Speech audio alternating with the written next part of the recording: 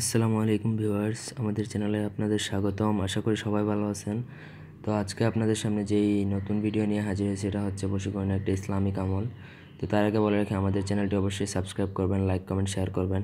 আর ব্যক্তিগত যে কোনো কাজের জন্য এই নাম্বারে আমাদের সাথে যোগাযোগ করতে পারেন, আমরা আপনার কাজটি করে দেবো।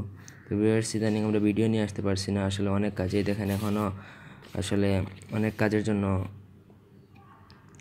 এই আমরা আসলে কাজের জন্য ভিডিও নিয়ে আসতে পারতেছি না। এই দেখেন ভিউয়ার্স, আমাদের এই কাজের জন্য আর কি অনেক কাজের চাপে আছি, সেজন্য আপনাদের সামনে তারপর আমি আরও দেখাচ্ছি। দাঁড়ান, এই দেখেন ভিউয়ার্স, এই তো কাজের মধ্যেও আপনাদের সামনে ভিডিও নিয়ে হাজির হয়েছি। এই দেখেন, তারপর এই দেখেন আমি আপনাদের দেখাচ্ছি আরও আছে।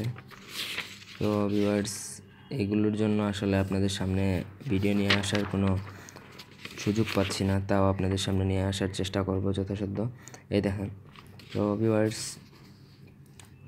কথা বাড়াচ্ছি না, টপিকে চলে আসি। এই যে আয়াতটা হচ্ছে সূরা বাকারা, আমি আপনাদের পড়ে শোনাচ্ছি। ইস ক্বালা লাহু রাব্বুহু আসলিম ক্বালা আসলাম তুলি রাব্বিল আলামিন।